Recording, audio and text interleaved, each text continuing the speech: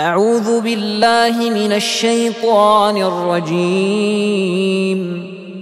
ولا تحسبن الله غافلا عما يعمل الظالمون، إنما يوخرهم ليوم تشخص فيه الأبصار مهطعين مقنعي رؤوسهم لا يرتد إليهم طرفهم وأفئدتهم هواء. وأنذر الناس يوم ياتيهم العذاب فيقول الذين ظلموا ربنا أخرنا إلى أجل قريب نجب دعوتك ونتبع الرسل، أولم تكونوا أقسمتم من قبل ما لكم من زوال. وسكنتم في مساكن الذين ظلموا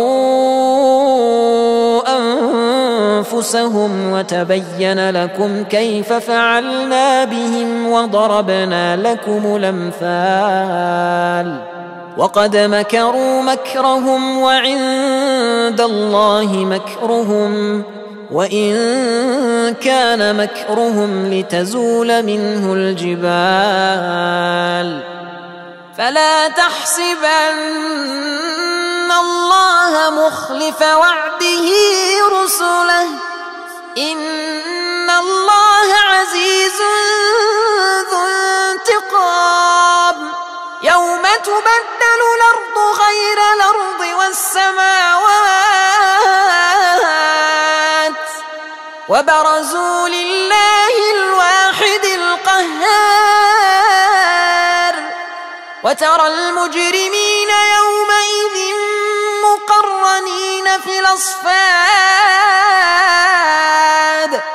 سرابيلهم من قطران وتغشى وجوههم النار ليجزي الله كل نفس ما كسبت، إن الله سريع الحساب. هذا بلاغ للناس ولينذروا به وليعلموا أنما هو إله واحد وليذكر أولو الألباب.